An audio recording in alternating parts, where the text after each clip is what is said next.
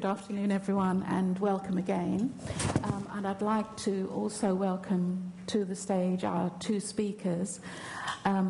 First of all, Mary Mellor, who's Emeritus Professor at Northumbria University. You'll see from, if you've seen the leaflet, that Mary has a special interest in finance from a number of different perspectives. She was telling me just recently that part of her journey, and I hope I reflect this back properly, Mary, has been very much around corporations, as in, cooperatives, as well as kind of eco-feminism, and then coming back to the kind of financial sector, financial markets. And so she's got a different perspective in many ways on the financial sector and some of the things that we've seen happening in that sector recently. And so Mary will be speaking in a minute, but I'd like to also just introduce you to Sister Genti. And Sister Genti is our European Director here at the Brahma Kumaris, and a wonderful speaker who, when I first became associated with the organisation, was someone whose voice used to lull me to sleep on some of her guided meditations. They were wonderful, and they really, she has a capacity to make complex things very easy to understand, and so I look forward to hearing Sister Genti's contribution as well.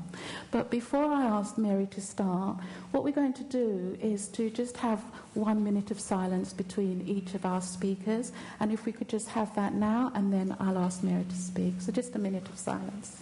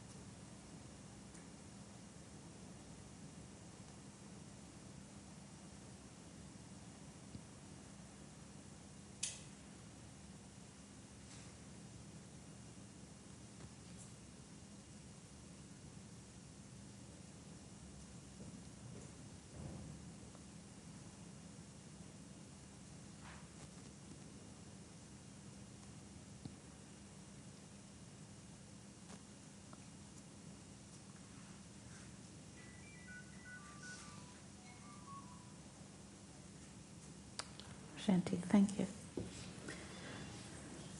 Mary. Really, the perspective that I'd like our speakers to take is just on a bit about their background, and then really the perspective in terms of what's happened in the financial market, what you see are the challenges and opportunities. Thank you. Thank you for inviting me. I'm pleased to come and speak to you. Why am I involved with money? Why am I talking about it? It's really part of my academic career, but my academic career was taken for value reasons. That is, everything I chose to study was because I wanted to find out, because I wanted to enable to act towards change or find a way towards change. And therefore, I started off studying cooperatives and cooperative development. And then I went in to study women, eco-feminism, women in the environment. And from then, one thing that struck me when I was looking at the wider political movement is every time you wanted any radical thing to happen, some social service, some social benefit, it was always, well, where's the money to come from? Where's the money to come from? And then that question came into my head, well, where does money come from? And I spent a very long time trying to find out, and it's not easy.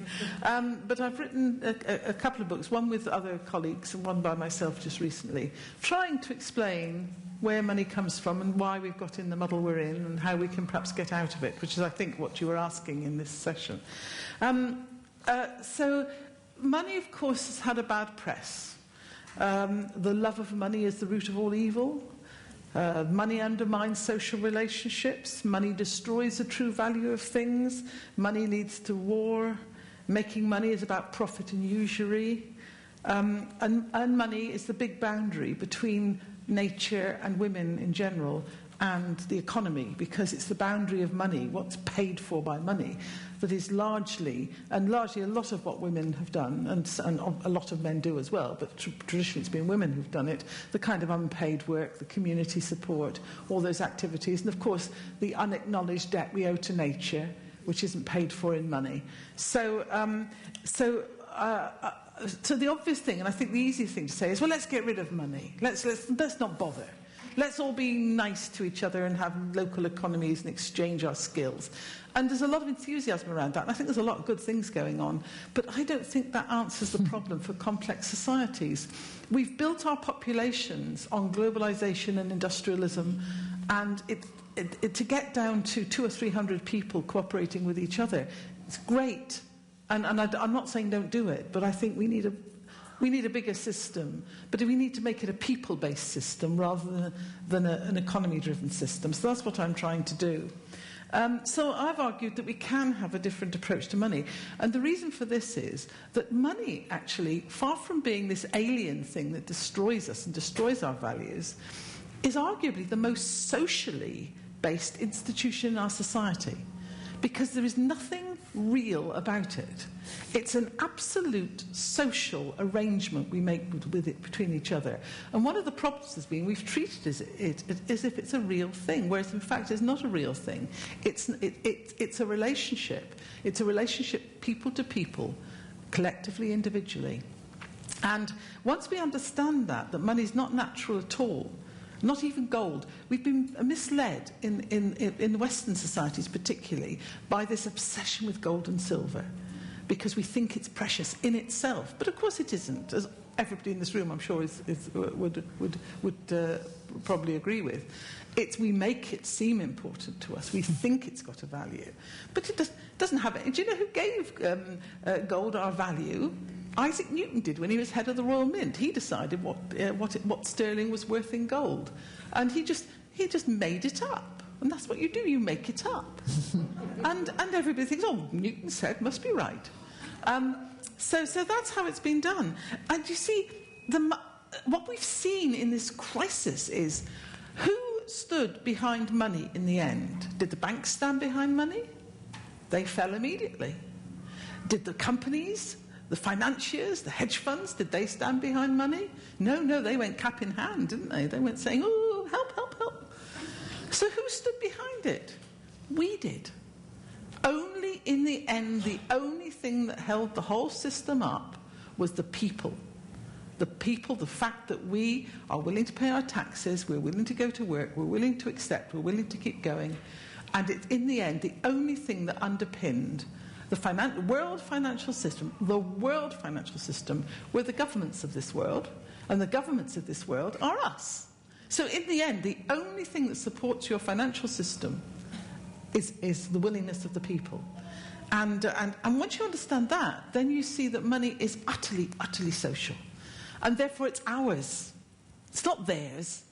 They play with it, but it's not theirs, it's ours. And since it's ours, why can't we run a money system for ourselves so that our relationships can become more open and not hidden in accounting systems and all the shenanigans that goes on behind these bank fronts? It's us. We do it. But so my argument, the subtitle of my book, The Future of Money, the latest book, is From Financial Crisis to Public Resource. Money is a public resource. It's a social resource in the same way as the air and the water are natural resources. That is, it's something which should be open to all of us. We should share in the money system because we all, in the end, support it. So the questions you can ask about money: where does money come from? How does money work? Who owns and controls it? How is it created and circulated? Why do we trust it? And these are the questions. Now, the traditional, we've been misled. I'm not saying people did it for evil basis or anything like that, because people mislead with the best will in the world. They mislead, and economists have, to a certain extent, misled us, because they have argued, and probably, if any of you have done economics in the room, this is what you've been told. People used to barter goods, and that was too difficult. You say, how many cabbages will I give you for this carrot? And so what we did, we invented money, because that allowed us to more easily swap carrots and cabbage. So that's the explanation. And we looked around for what would be convenient, and we thought, oh yes, gold and silver, we like that. So we'll have gold and silver, and we'll print it into coins, and we'll share, and we'll use that. And then, of course, there wasn't enough silver and gold, and we kept getting either too much and ruined the Spanish economy, or too little, and nobody could manage to do any trade because there was no money to do it with. So in the end, we went to base metal, and we went to paper. That's the economist's story. It's wrong, I'm afraid. It's wrong. Basically, if you look at it socially, there is no historical evidence of pure barter societies. What we went to a money market economy was from reciprocity societies, where you didn't barter. You gave things to people on the understanding that things would come back eventually, like you do in a family. It wasn't a case of arriving somewhere with a carrot and demanding a cabbage. It's just not what went on. And also, money's emerged in many contexts, not just the market: injury payment, tribute, tithes, dowry payments, bridal payments, marriage payments. It's emerged in many different ways. And also, coinage, this gold-silver thing, well, that's a bit of a nonsense as well, really, because there was hardly ever any gold and silver coins, because there wasn't enough of it. And for ordinary people, only for the rich and the powerful use gold and silver. People use base metal or other forms of money, shells, beads, whatever. Cigarettes, if you're desperate. People have used all sorts, playing cards. They've used all sorts of things as money. And in fact, money, in terms of stuff you can carry around, that's very recent as well. Banking and accountancy goes back 2,000 to 3,000 years before you get coins. So the idea that gold and silver is money is nonsense. And so money stuff can be made from anything. So what is money then? Well, when you have access to money, which most of us now have in the form of accounts in our banks, we don't actually get it all out and put it in pound notes or on the counter. What that is doesn't have a value in itself, although notionally, it's nominally, you know how much you have in your bank account. What that is a credit to you that you can at some point cash in society for goods and services. Now, you don't know until you get there what you're going to get for your money, because you don't know what the prices are going to be. So what you've got there is a social promise. It's not a natural promise. It's not an economic promise. It's a social promise that the people you present this electronic stuff to, when you put your card in, the person who has goods and services will, I think I've gone off there, will give you money for it. And that only works. This is why money is so social. That only works if we trust each other. Now, there's another illusion in economics, is that as we know now, a lot of people borrow money from banks, and that's a important way of getting money. And say, well, that's because people put their savings in the banks, and then other people go and borrow it, and they buy houses and do all sorts of things. No, money doesn't start from savings. Money starts from issue. You can't save something you haven't got. So at some point, before anything else can happen, somebody has to issue money. Somebody has to open up and set it off. Has anybody ever been in a babysitting circle where the person who leads the circle cuts up the tokens and gives everybody 10 tokens to get started? That's what money systems are. Somebody has to make the tokens, or in some way or other. And socially, that's been done through convention. People nominate something to act as money in that sense. And it can be anything, like I've said before. And that kind of money, social money, people are setting them up again, aren't they? They're setting up local currencies and local exchange and trading schemes.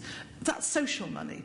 You you trust each other. You trust each other to honour it. You trust each other not to not do the work or not pay the money or do that sort of thing. So that's social money has always existed. But the most common money that we've had through history has been a monetary authority. That is somebody who has issued coinage or promises to pay, bits of paper, clay tablets, no matter what it is. And usually that's been a temple, a religious framework, or a leader, like one of the main ones to use early coinage was Alexander the Great. When he advanced towards his eastern, am I going the right way? Yeah. Yes. He sent his coinage ahead of him. So authorities, and what authorities do is they issue money, and when they issue the money, they say to people, and the way it circulates is they say, and I want this back, and I'm going to tax you, because that's the way it works. It's issued and taxed. And so people have to get hold of the money in order to pay the taxes. And so they give their goods and services, they give up their crops to whoever that monetary leader is, and knowing that they've got to have hold of this money in order to pay tax. So that actually was the most common in history way of money issuing. An authority issues it just out of nothing, like the person setting off a babysitting circle, cutting up bits of paper. Only 5 minutes. Oh, dear. Now that's how we've done it. Oh, gosh, I've got to rush now. I'm only 8 in and I've got 19. So basically, but what has happened, and now why has it all gone wrong? It's all gone wrong because there's another way of issuing money, and that is not to issue it with somebody like an authority sending the money out and demanding goods and services, but it being lent into existence. And this is what the banking system does. It lends money into existence. That means that, and ever since the really about the 1970s onwards, because the government used to print quite a lot of notes and coins and use it to, in this country particularly, and use it to buy goods and services. Now everything comes through the banking system. Nearly 100% comes through the banking system. And it all comes through as debt. And it's not other people's savings. This is new money coming through. Because if they lent out your savings, you couldn't get it back when you asked for it. Anybody can go to a bank and demand their money back. So there are two separate things going on. You put your money in the bank, you leave it there, and you get it back, and you hope you get a bit more extra. And the bank also creates loans into the society. Now that sets a problem. Because first of all, it demands you've got to do something to be able to pay that money back. You've got to pay it back with interest. Now, the bank issues you your debt, but it doesn't issue your interest. So how do you circulate your money and get it back to pay your loan back, plus the interest? Where does the interest come from? And of course, that comes from somebody else taking out another debt behind you, as it were, and their money comes into the society to help pay your interest. But of course, then they've got to pay interest, so more money. So that's how we get on that debt roller coaster. But the point about the banks creating the money is when the monetary authorities, states, leaders, they used it for usually horrible things like fighting wars, but they needn't have done. They could have used it as a social or national resource. Now, I'm not saying they did, but they could have done. When banks issue it, they only issue it when they think you're going to make a profit, so you can get it back with interest. So that skews where your money goes. It goes into things that will make money. And recently, the only things that have seemed to have made money is money itself. All those derivatives, all those things that were going on, boosting up the commodities, boosting up the .com, boosting up houses. It's all inflation. But they don't call it inflation, they call it capital growth. Because that sounds nice, doesn't it? It was inflation. It was huge amounts of money, and it was inflation. And of course, the whole thing came falling down, because as soon as people couldn't take out any more debt, then they can't pay the interest, they can't pay the loans, and the bottom falls out. And who steps in? You do. You do, in your guise as taxpayers. So my argument is, I've got to cut short because I realise I've got to go out 2 minutes. The reform I propose is you can't reform the banking system. You cannot issue your money as debt. That ties you into growth, perpetual growth. And in fact, a third of the money issued went straight to the banking system and financial system itself. And that's how they made all this money. They actually lent, sometimes banks lent to their own arms. The banking arm lent to the investment arm. How corrupt is that? Creating money and giving it to your own company to play with on the stock market or the currency market or something. It is really not in value terms, not a good thing to do at all. So I want to argue that you can't have that, you can't issue money as debt. So we have to go back to reclaiming money as a national resource. And we have to then socially decide where our money goes. We have to issue money. Because money has to be, the book will make it more clear, but you have to issue money. And at the moment, we issue it into the market system, and it circulates around, and we beg and cajole and tax it out to have schools and hospitals and things. Why did we do that? Why don't we just issue the money, build the schools, build the hospitals? The private sector can build them for us. They're all going out of business now because the public sector is closing down the school system, and now the private sector say, oops, I don't think we meant that. Oh, we said you've got to close down, but we didn't mean our jobs. We meant you to close somebody else. And so the way round is to recognise that money is social, recognise the money is ours, because in the end the only people that hold the money system up is us, and use the money for what we need. And if the market sector wants our money, it'll have to earn us by giving us the goods and services that we actually need, and not the stuff we don't want. Okay? Thank you very much.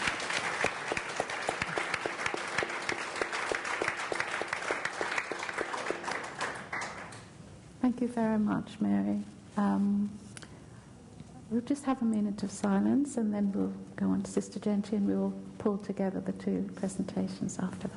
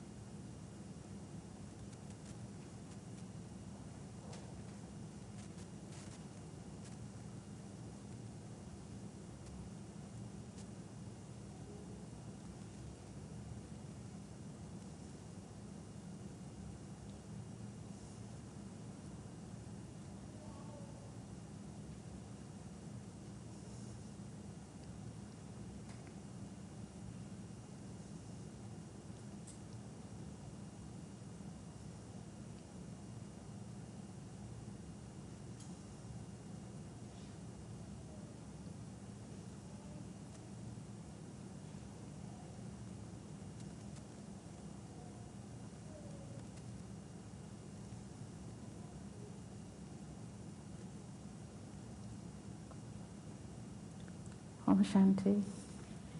For those of you who are not familiar with the term, Om Shanti is a term we use here frequently. It means I am peace, I'm a peaceful soul. And we use it partly as a greeting, but also to kind of almost stabilize our thoughts for that brief moment, and to remember that the essence of who we are, that we are peaceful beings, and that's from that place that we then try to communicate with each other.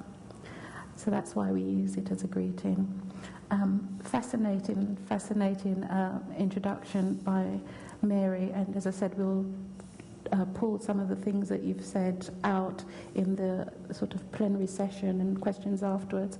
But I'd like to move to Sister Gentry and really ask the same question in terms of your perspective on the financial experiences that we've been going through as a country, but also across the world, but perhaps looking at it in terms of some of the spiritual values and ethics that you see playing out, and maybe some of the spiritual values and ethics that you think we should be thinking about going forward. Good afternoon, and Om Shanti. And thank you. You've been able to compress a very, very complex subject into something that I could relate to and understand. And the fact that I know nothing about money and I now understand a tiny little bit is thanks to your ability to impart that so clearly. So thank you for that. Thank you.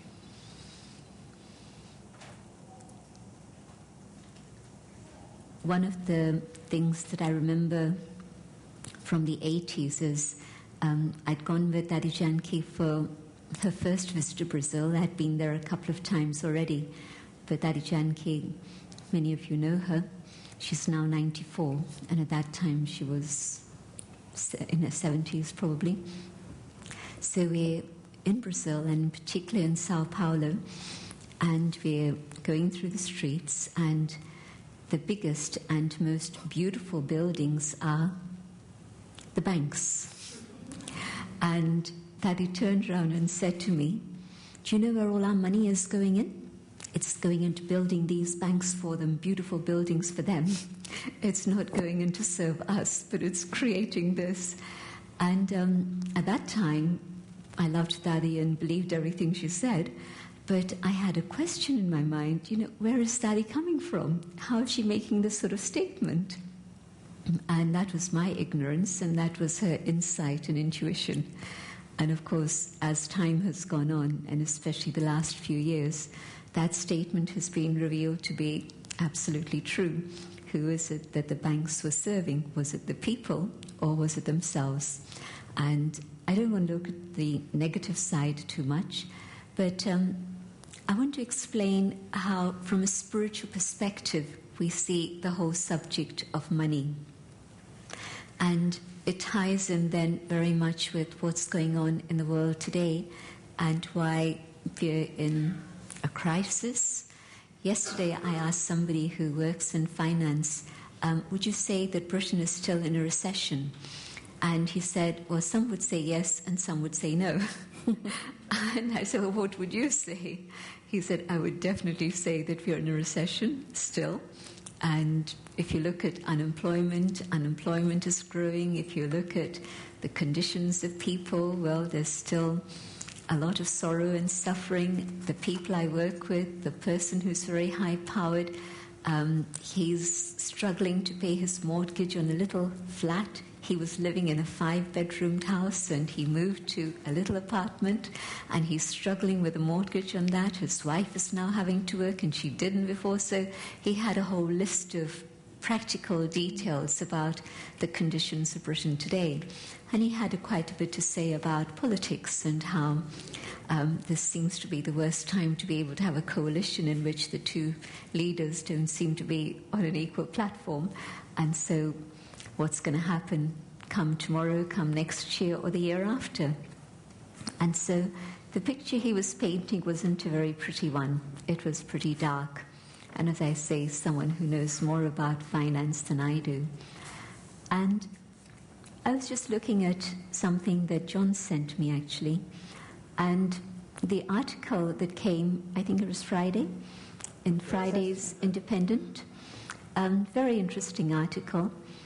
And that's taken up the concept of the Hippocratic oath that doctors are always obliged to take before they start practicing medicine.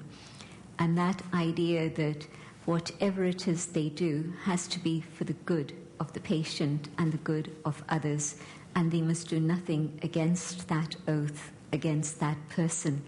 And somehow, through the centuries, this has continued, and it's been a strong moral standard. And then you see people moving away from it, but at least there's a code, and you can say that this is as it should be, but yes, here's a departure from it. And this person was writing about students in Harvard who've created Harvard Business School, and they've created a code for people working in finance. And she was thinking of calling it the Harvard Oath. And within that, the same idea that there should be a commitment that whatever is being generated is going to be used for good and is being done in the right way with all the different values of sincerity and nobility and honesty and all of those good things. So when that'll happen, let's see. But something that spirituality teaches is that, and it's not just spirituality, I think social science would agree also, that even if there's a few people who are committed to an idea that is positive, then those people can actually bring about change and make it happen. And so any change that's happened in society hasn't happened through hundreds and thousands starting with that idea, but just a handful, a minority. Margaret Mead was a social scientist who spoke about this. And so, yes, if we want to begin now in a different way, start a new chapter, then where do we start? Spirituality says that you have to start with yourself. And I was thinking about a spiritual law that's connected with all of this. And in India they call it karma. And it's essentially the law of giving and taking, of giving and receiving. And at some point within the universe and within the spiritual dimension, every single action has to be accountable and accounted for. And yes, within human terms, you can get away with creative accountancy. I heard about that term some years ago, and I thought that's a good one. It's showing people that they can go on the wrong track and still pretend that they're on the right track. So it was lovely hearing the song. But very much this situation where we're going on the wrong track, but we pretend, yes, it's okay, because it's within a framework in which nobody can tell us that this is actually something wrong. But yet within the spiritual dimension and the dimension of reality of life, never mind human governments and systems, but the reality of life, everything that I do, there's going to be a return for that. And the law of karma applies to absolutely everything in terms of human exchange. We exchange our thoughts with each other, a give and take. This is a precious resource that we have that we don't usually calculate. We have the resource of time. The give and take, again, at some point it has to be squared up. We have the energy of the physical body, something that you were mentioning, that unpaid work, a huge, huge amount, time, resources, energy. So again, you're giving your time, you're giving your thoughts, you're giving your physical body. You're working with your physical body for another. And so there's been a giving. At some point, the receiving also has to happen. And the fourth energy, so our thoughts, our time, our body, and the fourth energy, money. The giving and the coming creates an account, and so at some point or another it has to be accounted for and it has to be settled. And when Dadi first arrived in England in 1974, and she was meeting some people who were very serious about meditation, and their question to Dadi was, what can we do to actually not just meditate for 10 minutes, 20 minutes, but what can we do to have a yogi way of life? Yes, we're living in the world, we're working, that's fine, but is there something we can do to create a yogi consciousness? Yoga, the connection with the divine. So what can I do to create that yogic consciousness even as I stay engaged in the world with all my responsibilities? And I'm talking about two people who are still very much around within the Brahma Kumari's family. And it was separately she was talking to them. And the next question she asked them, because first she was asking them, but what do you really want in your life? And their reply was, we'd like to have a yogi type of life. And her next question to both of them independently was one that surprised both of them. She asked them, what is your bank balance? And neither of them knew. Neither of them knew their bank balance. And Dadi asked them, okay, well, find out and come back and have another conversation with me. And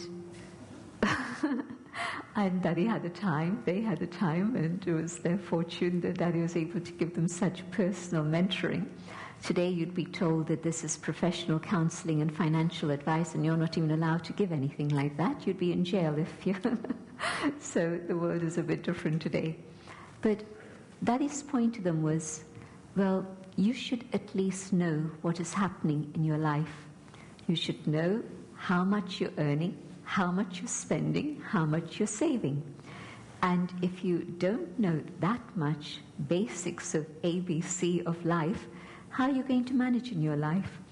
And if you want to have a yogi way of life, well, at least first learn to manage your life in that normal fashion, in that simple fashion. And then we can tell you further about how to make it more elevated. But just those basics of ABC, how much am I spending? How much am I earning? How much am I saving? It was quite strange how so many people, even in the 70s, didn't know that. And I think the situation is probably more complex and worse today. And especially when people would come, you spoke about from gold and silver to base metal to paper, and now it's plastic. It's not even paper. And so here's this plastic card, and it's a magic card because it can create whatever it is I want. But at some point of time, there's a debt that I have to settle, and that's painful.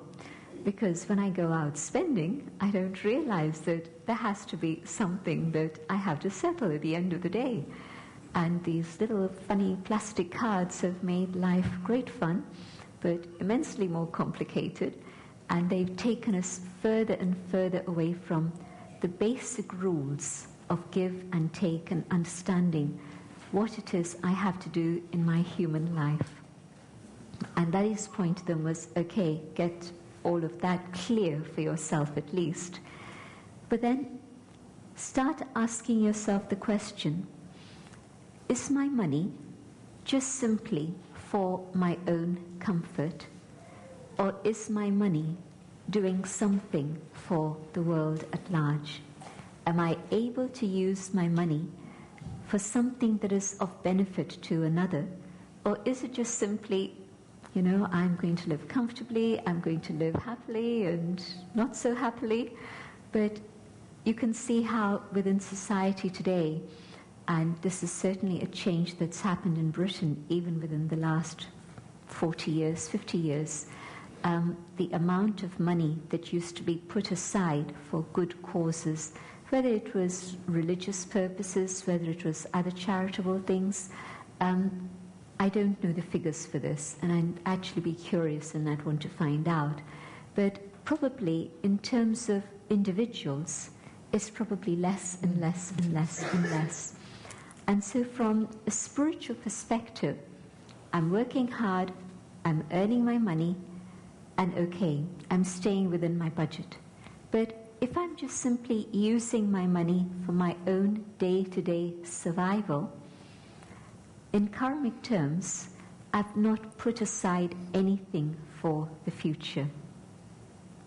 If I have done good when I can at this moment, then at a moment of need, that good is going to come back to me. Does that sound too simplistic? But that's how it is. If I have used my time for another when they need it, then when I need somebody else's time, they'll say, come, yes, I have time for you. If I've been selfish and I say, no, I'm not going to bother, leave me alone, then I'll probably get the same response when I'm in a situation of need. Physical energy, the same. My thoughts, the same. I've used my thoughts to support others with my love, my good wishes, and it's totally invisible, but yet it is absolutely a currency, as is money. My thoughts are a currency. It's a current that's flowing and generating energy.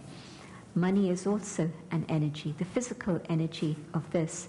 So the whole give and take that human life revolves around and civilization is working with is energy. And so whether it's the energy of time, the energy of my thoughts, the energy of my body, the energy of money, it comes within that whole subject of give and take and karma.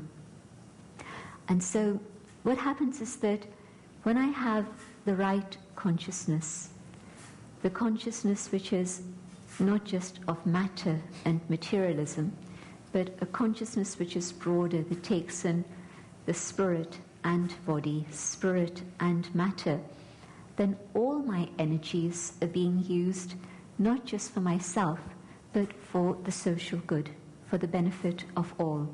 And I believe that it is possible to create a world, co-create a world in which we again come back to that recognition and awareness. And maybe part of the story is that when we look at what's happened and we see where we've hit the wall, and we thought that here was a society that's magnificent, that's consumer-based, that's really amazing and wonderful, but it's not providing us with the healthcare, the education, the transport system, just Britain. Just these three basic things of civilization. And certainly London's amazing because all three are crashing down, absolutely. And so what's happened to us? Developed world, and we put in all our energy in matter, and we forgot about the spiritual dimension. And so within all of that, although we were pouring in our energy in this direction, we haven't actually got the results that we would like to experience, not even in terms of physical manifestations, never mind the inner experience of peace, of love, of truth, of trust, of joy. Those things are very, very far away from most lives today. And I don't think it's a question of just forgetting about money and getting back into barter systems either. But the question, how am I using all of my energies? And when I'm starting to use my energies for that which is going to bring benefit to others, then in some wonderful mechanism, the law of karma is such that my own needs are also taken care of.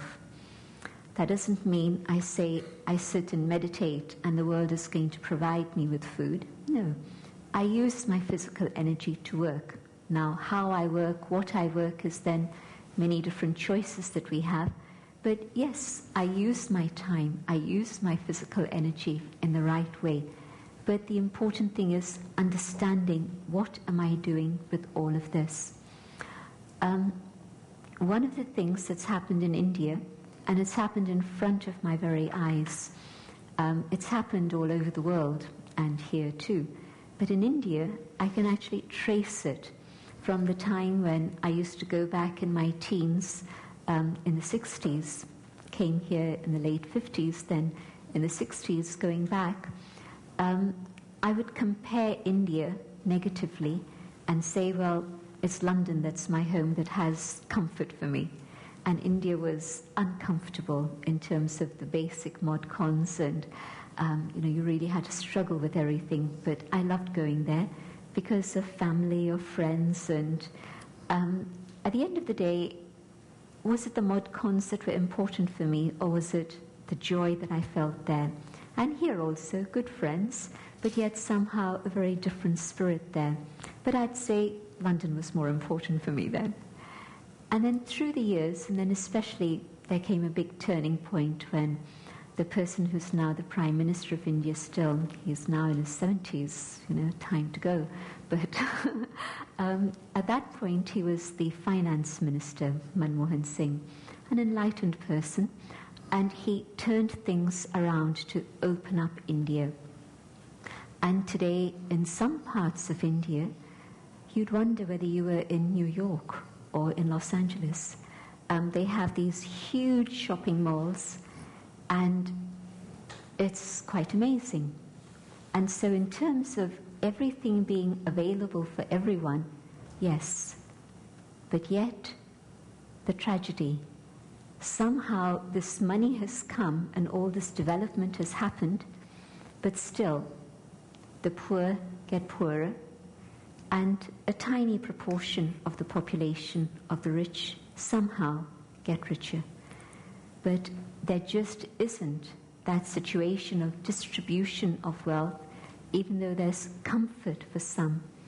A few years ago, somebody told me, again, who knows these statistics, and I rely on them, India today has a greater number in terms of middle class than the whole of Europe. And yet, the poverty and the injustice, I'm speaking about my own country, so I have the right to speak about it. And so my point is that somewhere within that whole concept of development, we've forgotten about human values. And I think that that's why everything's now in such a state of imbalance. I'm not even talking about spiritual values, just human values of caring and sharing and justice. And if we can find our own inner core values once again and start practicing them in our life, I believe that the ripple effect can be a very fast one, and it can be a transformation that we would like to see in the world. On a very personal level, I can check my own life and see to what extent am I using all these energies in the right way in my life, or have I been deluded by the illusion of consumerism that if I buy, it's going to make me more beautiful, more happy, it's going to make me more elegant, more clever, all the things that you're promised. Have any of those promises been fulfilled? We get all these promises given to us by advertisers, and they're highly psychologically researched and based on that. But of course it's an illusion. But along the way, as we spend the money that we've earned, perhaps with great honesty and hard work, it's all gone, and the dream is still out of reach.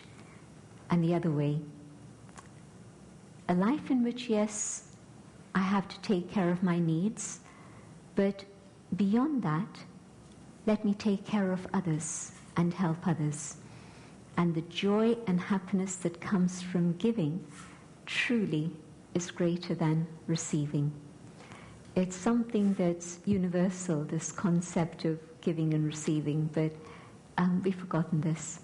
And so spirituality is telling me, now come back to the treasures within, so that you start each day with a sense of peace and contentment. And if you begin with that, you're going to start using all your energies in the right way and work together with others to create a better world. Thank you.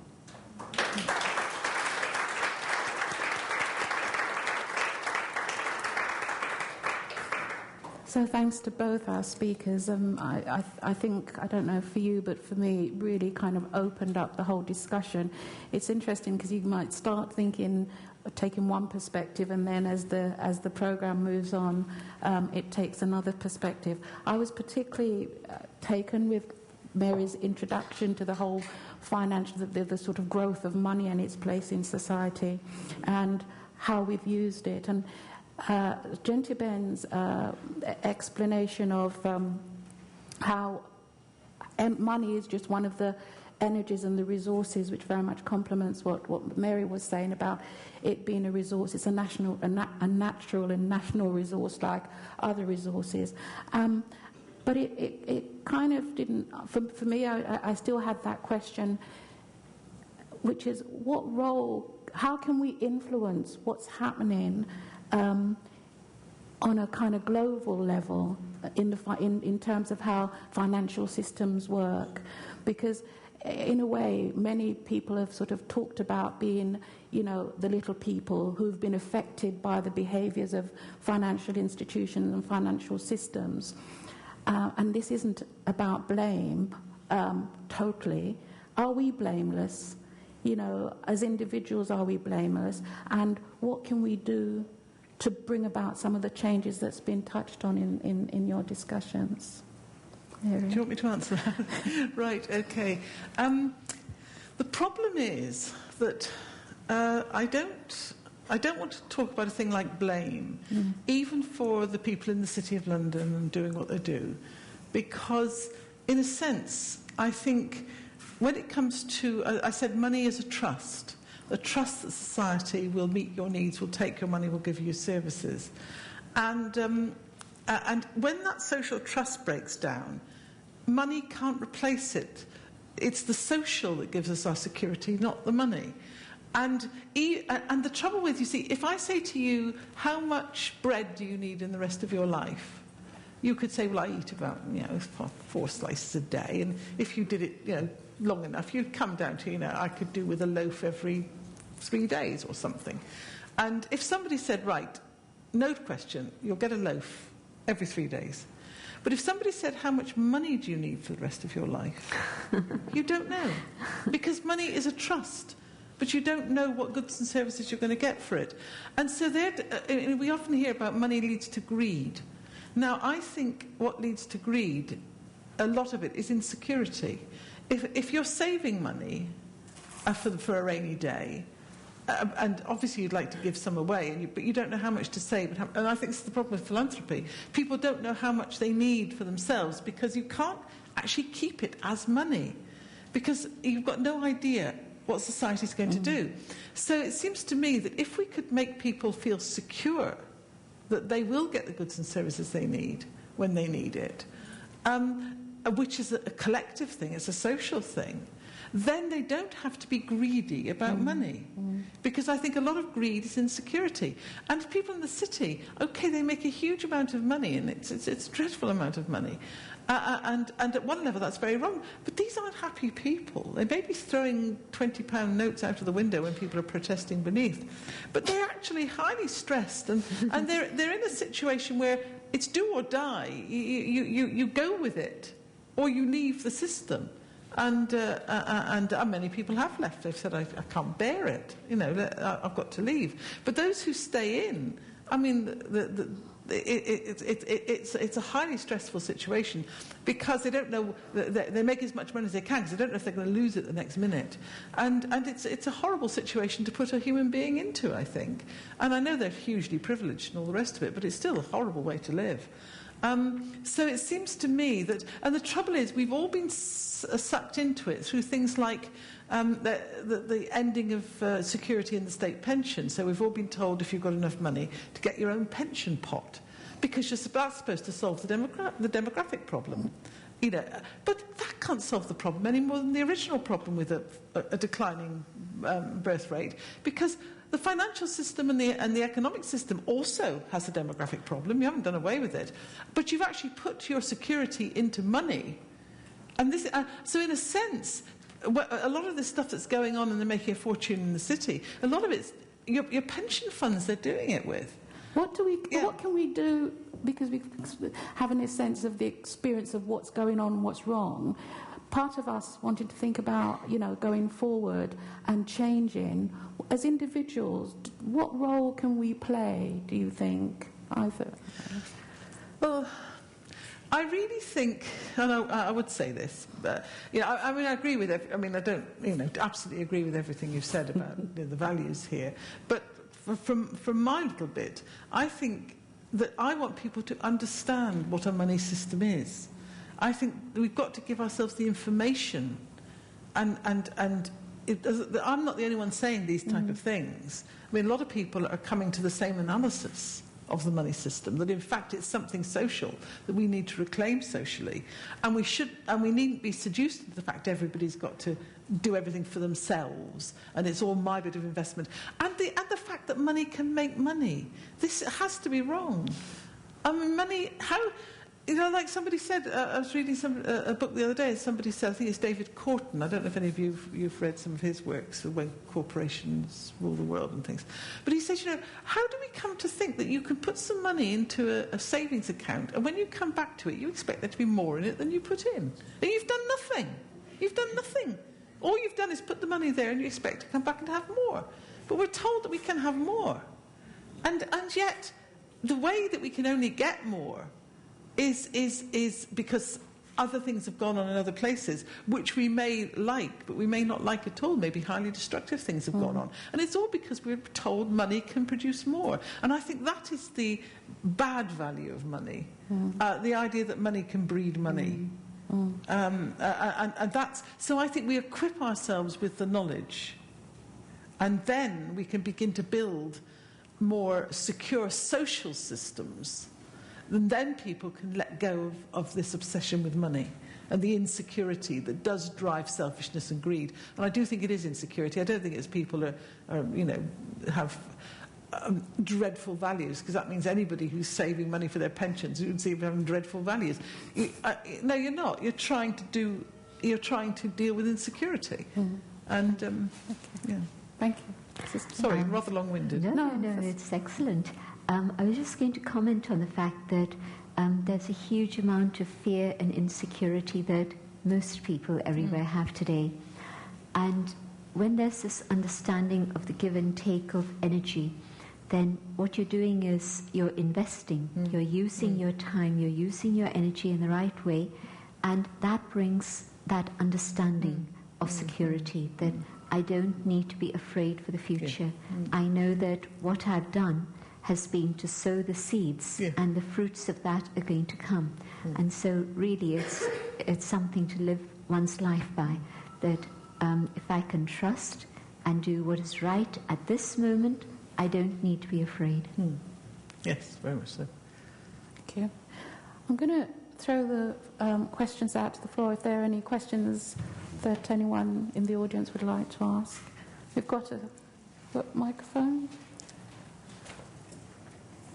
over there, and then okay. Jerry? Thank you very much indeed. I come from the voluntary sector and the community sector, and we're after money in order to sustain what we do. And one of the disappointments we have is the extent to which people collude and conspire with the funders in order to trim their sails, so that they start off with tremendous principles. We want justice, we want equality, we want freedom, we want space, we want respect, consideration and sensitivity. And unfortunately, in the money field, and I've often said that money contaminates, but from what you're saying, obviously, we contaminate money, don't we? How do we ensure that we are able to analyse the system in which you've been doing it today, so that we don't collude, so that we're able to maintain an independence? Because very often it means that if we don't get the money, the system, the service we provide, won't have the rent, won't have the overheads and that kind of thing. And one of the things I always give advice to people, whenever I'm on the train and anybody comes begging on the train, and you look around and how many people are so embarrassed immediately, looking at the ceiling, looking at the floor, looking out through the window, never let anybody pass. I think that's important. And the other one is never pass a big issue vendor either. Always find something to give, and to the beggar. And if we can do that, I think we can bring about those changes, first of all in ourselves, and then we can tackle the global capitalism, if I can use that phrase as well. Thank you. That's And on a to question as well. yes. If I could just say, yes, my husband always gives money to beggars, because he always said, I just want to annoy Jack Straw. Because he said, don't give money to beggars. You see, the reason that you get into trouble in the voluntary sector is because of this illusion that money is scarce. And that is wrong. Money isn't scarce. It's not scarce for when they're lending it to the banking system. It's not scarce. So there is no scarcity of money. It is just the way society has chosen to use it. And I think we've got to try to say that loud and clearly. And the trouble is, I don't know whether you come from community development finance, because that's an area that I've studied quite a lot. And one of the problems with community development finance is that I agree with you, the problem is the funders. It should be patient money. It should be money that allows a long time to develop. But in fact, they want to see results tomorrow, because that's what their reportage is. And everything's so fast. So I think we want to talk people into being more patient. If you're giving money for development, then be patient. Or just give it. Don't even ask for it back. Just give it. Thank you, Mary. I just wanted to sorry. No, that's fine. I just want to say that to Jerry, that, well, you know us for many years now, and you know that the Brahma Kumaris don't seek donations, but also we don't get grants from anyone. Everything that's happening is happening on a voluntary basis. And when we started in London, it was 12 people deciding that they wanted to have a meditation centre, and they were going to contribute £5 each per month. And we started with that sort of budget. And the principle was just simply share what it is you have in terms of the spiritual teachings and also the principles of finance that I spoke about earlier. And there's been a multiplication in terms of the numbers involved, in terms of the activities, and in terms of all the things that you see around. And so it's a principle that works absolutely. Just let me do what I can do and serve others. And when another has received benefit, then at some point they'll start giving benefit to others also. Maybe not in finance, maybe in terms of their talent, their time, their energy. But in some way or another, they're going to want to give the return for what they have received. Thank you. There was a question there. Oh, John. John, sorry. Can we go to that lady afterwards because she had her hand up? But that's fine. Can't hear. Can't hear you. Can you hear me? Yes. Okay.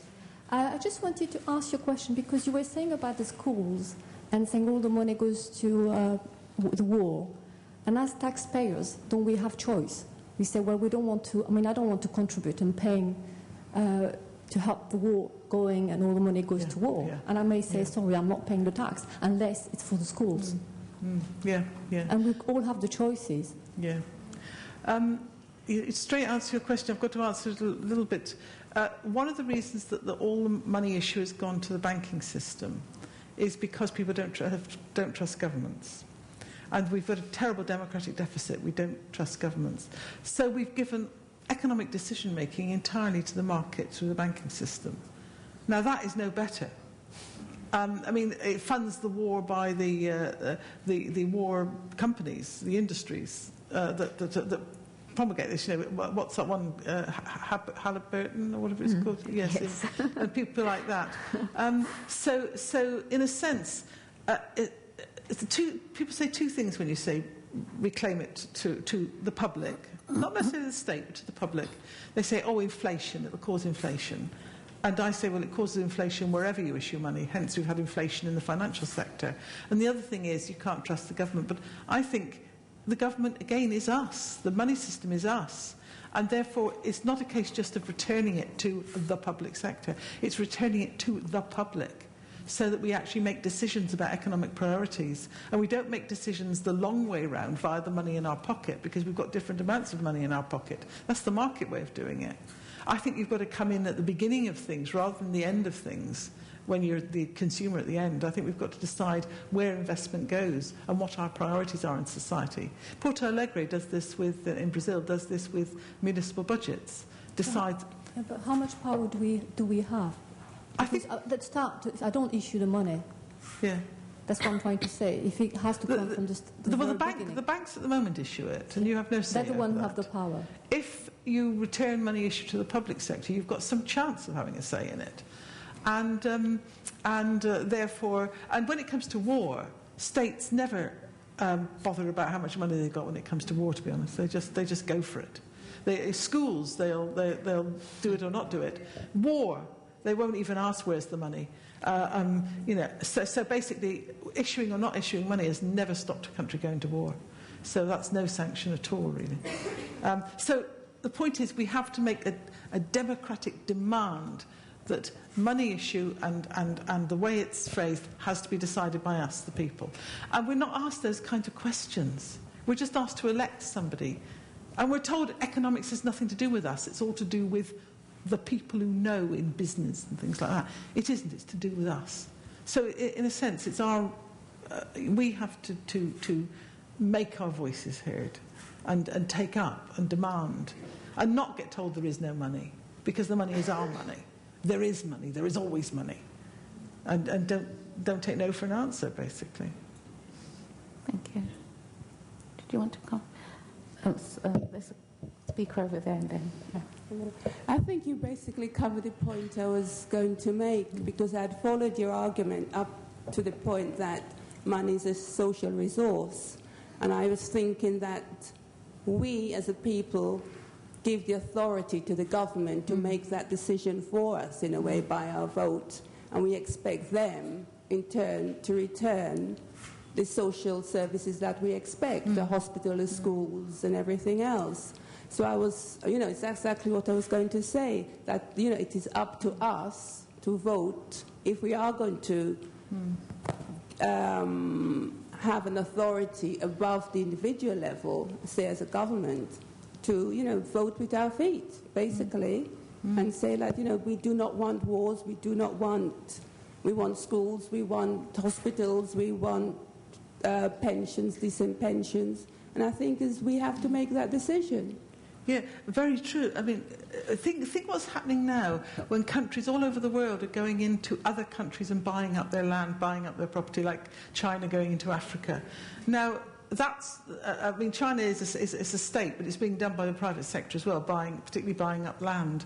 Now, that has historically always led us into wars, because in the end you have to go and defend it. You have to go and defend your trading post. I mean, why did we get into all those colonial wars? We were defending trading posts. So whether, if we as a people don't control the economy, whether it's the state issuing the money or the private sector issuing the money, it'll still get us into destructive ways. So, in a sense, we've got to economic democracy is as important as political democracy. And we've usually asked for political democracy, but we've very rarely asked for economic democracy. And that's what we've got to be asking for. So why do you think we're not doing that? Recently we had an election, and yet we did not actually vote for that. Yeah. This is what I can We are told that wealth is only created in the private sector. We're told that the public, us collectively, we are just a drain on the wealth-creating sector. Rubbish. It is us collectively that produce the wealth, and it's drained out into the private sector. And we have to say, we are the energy. We are it. And the reason the private sector creates wealth is because it literally is making the money. It is literally printing the money in the loans it pushes out. And not only is it printing the money, it's actually issuing it as loans, so it gets it back with interest. So it's putting all of us in debt. I mean, if you think about it, it's a crazy system, and yet we call that wealth creation. We call all that happened in the City of London wealth creation. Rubbish. It's not this accumulation of blips on electronic computers. It's worth nothing. Derivatives, these funny little things they play with, which is just bets on money effectively, about $700 trillion worldwide in all these little bets on currencies, bets on the movement of this and movement of that, which is forcing the price of commodities up very badly and hitting poor people. All these blips. £700 trillion. How much is world GDP in goods and services? 60 trillion. 60 trillion in goods and services around the world plays 700 trillion playing with money. Now, if you actually turned all that 700 trillion playing with money into a demand for goods and services, what have you got? You've got 60 trillion worth of goods and services. That's all you've got in the whole world. So it's building up this wealth, but it's actually useless wealth. In every direction it's useless wealth. They've printed it. They've lent it. The banks have lent it to themselves. The banks have lent it to themselves. 30% of the money that's gone out since the 1970s has gone to the banking system itself. Okay. That's what it's done. It's literally created money. Literally. That's fascinating. We could go down that route and really and I think it's really interesting to get a perspective as to, because it's certainly new to me, a lot of this, and I'm sure it is to a lot of people here as well. I just want to make a comment to my sister here, that the situation in terms of politics today is, in a sense, we used to say that you get the government you deserve. But there was very little choice of the elections. One party and the other party, well, one party lost because of what they called the investment in the war. A lot of money went down that drain, and it was that party that was responsible for those decisions, and everybody colluded with it. It wasn't just them, but everybody then agreed also.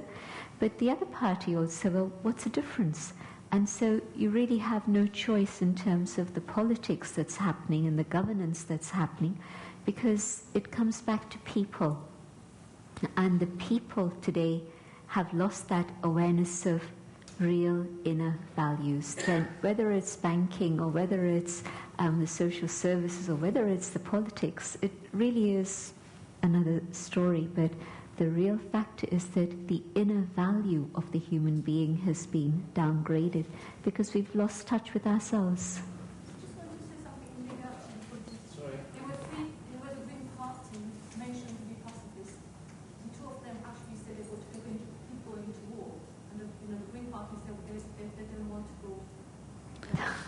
I just want to stay, thank you for the comment, but I really just want to stay focused on getting some of the questions. Then, Sister Gentic. Hello. My question may not necessarily be what you discussed, but generally it's a sort of somehow touches on money and mostly on the spiritual aspects of something that I want to ask. Basically, I come from Iran, and there has been further sanctions against Iran by the Western world. And because I work with some Iranian companies as an accountant, etc., there has been huge impact on some of them because they have stopped their bank accounts, etc. Those companies are not necessarily into anything, they're just serving people of Iran, or they're there to serve. So the whole thing is giving me some concern, and mostly a spiritual concern about the impact of what they are doing and their karma they're imposing in the future. So I know it is somehow the money, by stopping the flow of money, they are trying to somehow impose their own ideas on some other countries' government. And the government's not elected even by people of that country anyway.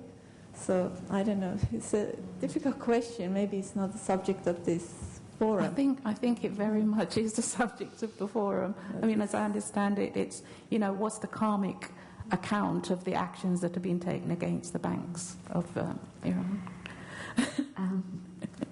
I see how it's become a world of huge, huge division in which there just isn't that awareness of a human family. And so whether it's East and West divides or North and South divides, there isn't that awareness of connection of a human being with a human being and concern for people. And so, yes, sanctions are affecting the people, but it's governments against governments, and we don't want to talk about the detail of the politics here, but you know about that. But it's because this government and they're head on, but it's the people that suffer.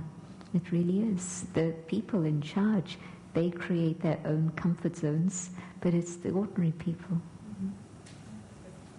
Thank you. Is there another question? Okay, then the lady. Yeah, this is a message for Mary. Great talk, by the way, very interesting. I think you're calling for a revolution, because a reform would just have the last vestiges of the system in it and would be just more of the same, just a close relation. My question is about for a revolution to occur in creating a new system based on being egalitarian, having justice in it, and everyone feeling entitled to have a say in how it's run, would mean an entirely different consciousness. Because no matter how much we can ruminate right here, right now, we still have the consciousness of the system within us. We all have been to school. School is entirely about hierarchy and authority, and about deferring to authority. I don't know enough. It's the head. It's the prefect. And of course, once you get into the world of work, which you've been prepared for, it's the boss, it's the officials, it's the governments, it's the business people, it's human resources, etc., etc. So I think we're talking about something which we don't even know about, really, to create an entirely new world. But my question is to you, because I think you're revolutionary, really, in essence.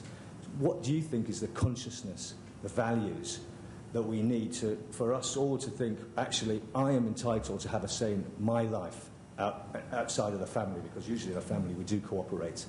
What do you think is the kind of consciousness we need to aspire to? Yeah, I always answer questions a long way around, I know, but the first thing is that, in a sense, at one level what I'm saying is revolutionary, another level, the money system is actually social. We don't have to make it social. And I started this back in the early 1980s, that question, where's the money to come from? And it has taken me a long time to find the answer. I mean, you know, where am I now? It's 30 years on, 30 years of my life. But then you can spend that time learning how to meditate properly. So nice segue. So I have spent 30 years trying to work this out. And two things have happened that give me hope. First is that I think I hope that the little bit I've been able to say, the argument is that I think what I'm saying is what the money system really is. And and in fact, it's how it was until about the 1970s. The banks only really took over about then, and they've been issuing new money, at the rate of about 8% a year ever since, which is why this great accumulation of values in properties has gone up. So really, it's quite recent. It really is quite recent that we've had this takeover by bank-issued debt money. And of course, I'm really losing track here. And what was I going to say next? And I was writing this book, and I was ready to publish it 18 months ago, 2 years ago, and then this crash happened, and I was trying to prove that money was essentially social and wasn't real in any sense. There was no real value in money, no real thing, and then blooming heck, the whole thing falls down, and the only thing that's left to hold it up is the people. And I thought, goodness me, you know, I didn't need to be a revolutionary. You know, it collapsed of its own accord. Now, to be fair, they're putting sticking plaster on it because they don't know any different. Nobody knows. But the more people who, you know, if I'm writing my analysis and other people have got a similar analysis, so I'm not. There are people. This is the hope bit. There are people thinking like me all over the world. We know it's complex what we're saying. We know we're overthrowing your basic. Like your question was, where's the money to come from? Where's what money come from? You know, it's hard to get your head around the fact it came from nowhere. I mean, that's what you've got to get. Money comes from nowhere. Like the tokens when you have a babysitting circle. You had a sheet of card and you cut it up, it became tokens, and then you started your babysitting circle. And effectively all money is of that sort. It comes from a lump of gold or some beads or some shells or whatever. And then you say, as of now that was shells, but as of now this is money. And that's all you do to make money. That is all you do, is you take a nothing and make it something. And okay, that's revolutionary, but, you know, you don't have to go and throw Molotov cocktails. Yeah, I don't think so, anyway. I'm conscious of the time. There's a lady there, and then there's a lady in front, and then those will be the last three. I'd like to start just telling something that happened to me in 1997 when I went to India. Oh, sorry. And I spent 20 days, and during this time my sister got very ill. I had to take her to the doctor in India, and I was her translator. And I was so surprised when the doctor gave me the bill to pay. She had a very good treatment since from the start, and he said to me, 76 pence. I said to him, I started to cry, sobbing, I couldn't stop, and he couldn't understand why I was crying. I can't do it, I can't do it. I started to walk from one side to the other. What's going on here? What's going on here? And I knew that here in UK, that time, doctors would charge £120 for a treatment that would not be so friendly like the one I had from everybody in that hospital. And in that moment came to me so strongly, this business about the money. What is the value of money? Does the money has a value or not? I'm going to tell you that I came here today with a little bit of expectation to have a little hint of a light into it. Because at the end of the day, for me, what is happening? We came to this world called Earth. And here, there are lessons for us to learn. We come in with different levels of spiritual evolution. We have karma individually and collectively. So I wonder, what are we doing with our purpose of life here? What are we doing? We are getting so much distracted, even discussing about all these things. We keep discussing.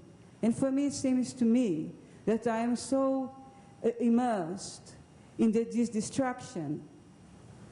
Oh my God, what's going to happen to me? And as I can even see here in the intonation of the voice, when one speaks about spirituality, it's something that sounds to me so real. It really sounds to me, and don't take this personal, please. Because what I can see, this is the distraction for us is so great that when we speak something, oh my God, there is something in us that we need to look at so strongly every single day. Thank you. And I think I would like to ask here about this collective karma in terms of practical advice. What could you be doing from our part? Yeah. Like you asked you asked Mary about the things that we could do globally. I would ask with this collective karma, because it seems to me that there is something to do with it. Yeah. What could you do? Thank you. I can answer that global question Okay. after. From all the different things that have been said, you can see that it's a global situation and we're all part of it, and nobody's free from all the different problems that we are struggling with, and each one, to whatever extent, is trying to connect with their own values and use those in their life. And so I think it's collective karma that's created collective suffering in the world today. But I can't make others do anything collectively, but I can start with myself. And what I can do is to use all my resources in the right way. But one particular thing that I'd like to share is that if we can spend time not just thinking about peace for ourselves, but even a few minutes a day, just becoming peaceful, but also sending peaceful thoughts to the world. I think that collective karma of all of us would help us personally, but would also help the human family.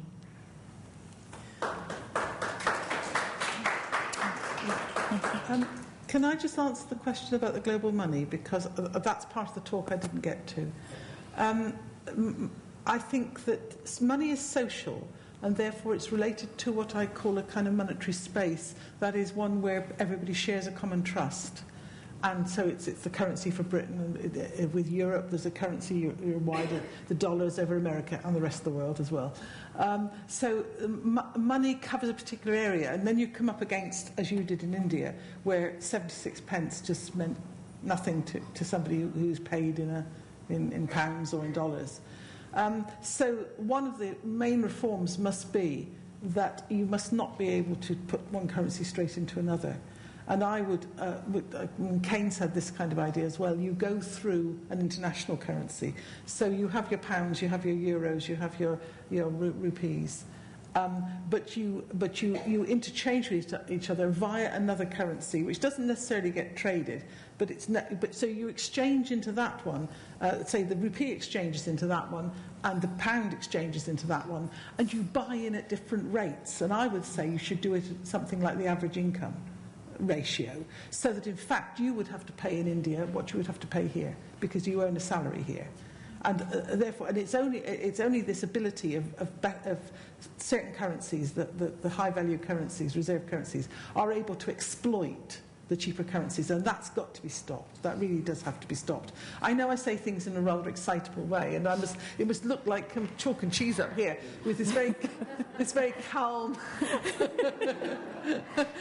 and my excitable sort of response. But I'll give my next 30 years to trying to get calm. But it's great to be having the same platform with you, because in fact the things that you've been saying are very much the ideas that I have also, but I wouldn't be able to articulate them in the way that you have. But the ideas are very much similar. Good. Okay. Thank you. There was a... Okay, sorry. Yes, I believe personally that people are afraid of money. Mm-hmm. So they're afraid to find out about it. Mm-hmm. If you hear, we're privileged. We have a seeking spirit, and that's why we're here. And you started off by saying about people how we're taught to look at money. Actually, you know, money is the root of all evil, and all the things you listed. Most of them I can't remember, but I believe that unless we educate and begin in schools, that we will continue this. People will feel that they don't have a say in how their money should be spent because they're not sitting here listening to you, educating us. So I deeply believe that until we begin with money at the beginning, in terms of young children and the education of them when it comes to finances, and also for people to understand that you're not too late to learn. It doesn't matter what you were taught then. Money is not the root of all evil. I think ignorance of money is. So what do you think? Absolutely. Yes, you've said it for me. I totally agree with you. But before we can get into the schools, we've got to convince ourselves as adults. We've got to get enough of us understanding it to change the whole mindset. And that's what I'm trying to do, and what everybody else who comes and gives talks similar to mine are trying to do. We're trying to share it with you, and if you can share it with other people, then we spread the word, as you spread the word of your movement. I mean, it's another form of, I'm sure you've got a word for it. Dissemination. I'm getting calm. Next question, I think. Thank you to you both. It's been interesting hearing you. Mary, I'm not sure I'm quite understanding when you say that money comes from nowhere. Because having heard Sister Genti talk about karma, we know that there's sow and reap. So don't you believe that it's cyclical? And that when you say it comes from nowhere, I mean, it has to come from somewhere. Like somebody's brought those coupon tickets to the table to distribute, right? So the cycle goes on and in some way. I think it's maybe just, I don't know, both of you can maybe take that on. And then the other comment I wanted to make is, yes, and the gentleman asked the question about you being a revolutionary. And perhaps that's where we need the chalk and the cheese, because for what you're trying to achieve, people need, I mean, what you're trying to achieve is, for one, to reclaim their power, right? Mm-hmm. But that needs an education, because people, even if they were given the wealth, they would not know how to handle it. You see? So somewhere I think we have given our power away, and it is about both on the financial as well as the soul level, you know, reclaiming the power. But I'd be interested to hear this cyclical thing, because I don't believe that it's coming from nothing or a nothingness. Something has triggered that, you know, there is a cause and effect. Thank you. Should I answer that first, or do you want to answer please, first? you go ahead. Because it's kind of a bit yours, a bit mine, isn't it? I'm jumping in, and the reason I'm jumping in a bit rudely is because I'm frightened I'll forget the question.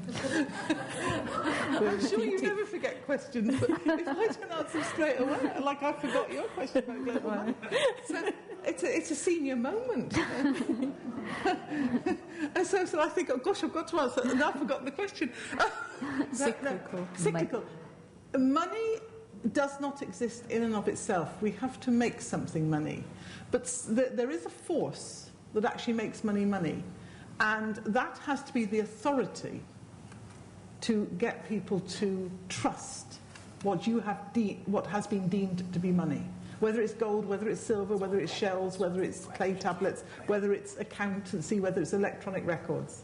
So when I say it comes from nowhere, what I mean in the sense that people thought that money is originally gold and silver. Now that is a nonsense. It has been made of gold and silver, but there's no original value in the gold and silver. Somebody like Isaac Newton gave it its value. So in a sense that so money comes from nowhere in the sense it doesn't come from other money. It doesn't exist in and of itself. It has to be created. And you need to have authority to create it. And historically, as I've said, it's been all different people. There has been temples have created it, leaders have created it, communities would have created it, monarchs created it, and most recently banks have created it. And all I'm really saying is we as collectively could create it ourselves. We could designate the dots in the computer. We could say that money is now our money. We will say how many dots go into that computer, and we will say what happens to it. So it's not it's not a nothingness in that sense. It comes from an authority or a collective will or a collective trust that enables something to be called money, which is only a symbol. It's not real, you see. It's only a symbol of our trust of each other and our willingness to provide each other with goods and services. So in that sense, it can come from nowhere. Two things. My understanding of this idea of money coming from nowhere, and it's my interpretation of what it is I've heard, where it's been banks printing out money, the new money that you spoke of, the injection of new money, and so about 8% a year. Yeah, and so it's artificial wealth that's being generated. Yeah. And so today I'm spending money that I don't have. That's a reality of life. And so we're living on debt. Now multiply that in a big way, and this country is in debt, and it's in debt for 1,000 different reasons, but war is a major one. Yeah. Yeah. And it's also interesting, this very false notion that war generates money, because the biggest amount of money spinners are the armaments industry, the top of the tree. And so it's a very evil system that's pervading all of us at this moment. And your point, well, how do I know whether the money I've earned with blood, sweat and maybe tears is just going simply in to fund the armaments and the weapons and the wars? At this point we have no power to do this. So the other aspect of empowerment, I think that the only way I can find that inner power is to go on an inner journey. It's nothing external that's going to give me that power. Your comment about the people with lots of wealth in the city under huge stress and strain and amazing sorrow in their lives, absolutely true. I know some of them. And so these are very real things. And so I may have a lot of power externally over people. I may have a lot of money even, but I lack the awareness of my own inner treasures, and at the end of the day I go to sleep with nothing. But the inner power comes only when I go into my own inner world and start stepping inside myself and then balancing my own values, my own conscience with my own feelings, my own emotions, and sorting out what's happening inside of me. Thank you. Final question. Good afternoon. I'm very pleased to be here. My name is Arun, and I'm an entrepreneur. Very interested in this subject. I think when you're saying is 700 trillion, 700 trillion because there is a greed. Greed, yeah. So the problem, the core problem is the greed. Greed of either one individual who's trading, or a bank, as an organization, a group of people as a company. But there is a greed. It's greed driven. So this is greed driven, or someone is doing it because of jealous of another thing. So jealousy is there, greed is there, lack of trust is there. So the core problem are these things. And all these things exist because of lack of morality. And morality is non-tangible. It goes down over a period of years, and we don't know how far it's going down unless it affects this way, which is more tangible, like money, or completely people becoming very selfish. So I see permanent solution to all this would be coming from morality, coming from when people stop thinking about themselves, and that again they need to be secure for that, and start thinking about others in general. Because system will come up with new system, but people who are managing that system, if they are corrupt or if they are not morally up to the mark, that system will also fail today or tomorrow. So keeping check on morality should be the high priority, and it should start from school, I think. That's my. Thank you very much. Thank you very much, everyone, for your questions. I've just got one final question, really. I think it's been really fascinating if we look at what values and ethics are coming out of this conversation. One of the main ones about trust, about altruistic behaviour, which is what I think Aaron was saying just now, and about really thinking how our behaviour impacts on others, and going inside, as Sister Genta was saying, to get our own personal power, because it's at the personal, individual level that we can start to bring about that change. I think that's what Mary was saying as well. But before we can do that, we need to understand, educate ourselves about the whole process of money, how it works, how the system operates, or the systems operate, so that we can start to influence them in whatever way we're able to. So I found that really fascinating. But just the final question for me really is, in an ideal world, how would you see values-based individual operating in terms of the financial behaviour, and also a values-based organisation? In an ideal world, how should we behave it? We typically would want to pay cash, because if we pay, other way, we might have to pay VAT. So, we found ways of being part of that system. So how can we ethically behave? What should it look like? What should our behaviour look like going forward? I won't jump on that one. Picking up, in fact, on what Arun was saying, if you have the starting point of just myself rather than the finger here, 3 fingers here, and I decide I'm going to remove the negative aspects of my behavior and create that state in which my own core values are the basis for my life, and I'm working from that inside out, then I'm interacting with other people in the ideal world. I'm interacting with other people who have those same values, and they're also emerging and reacting and responding with me on the basis of that. And what we have is a family, and not the nuclear families of today that squabble, but really a true family in which there's an exchange, you give and take, of care, of share, of compassion. And so we live together, caring for each other, working, but to be able to support each other, not just me for myself and my desires and my individualism, but yes, individuals are important, but I'm concerned for my whole family, and I know that my family will look after me. Thank you. Any? Have I got to say? I give a more political answer, because obviously that's kind of my background. And what I would say, if I can think, see, I've forgotten the question there. Values. Mm-hmm. Yeah. If you have a situation where we're in a two-step economy at the moment, where we have to go out and make money over there, doing all kinds of very destructive things, to tax a bit of it to go over here to do what we want.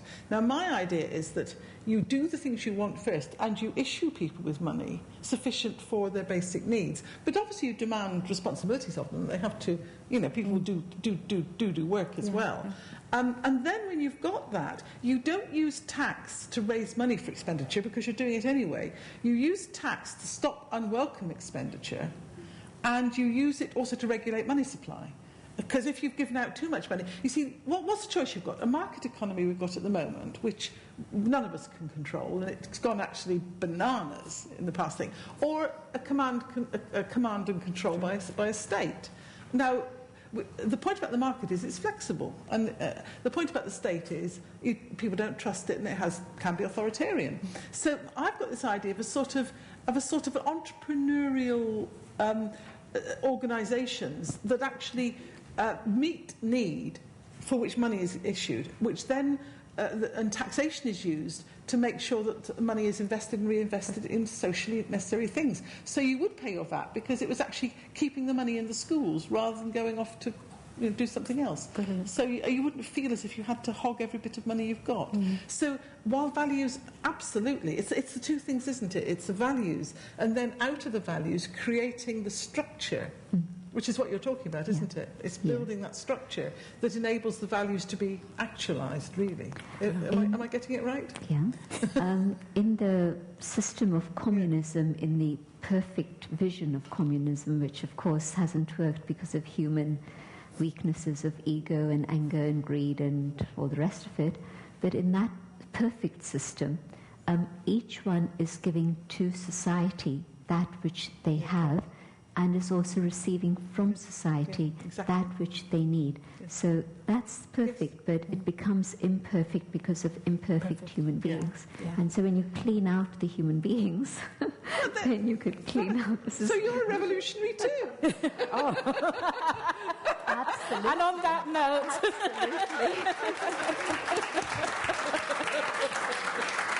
So, great.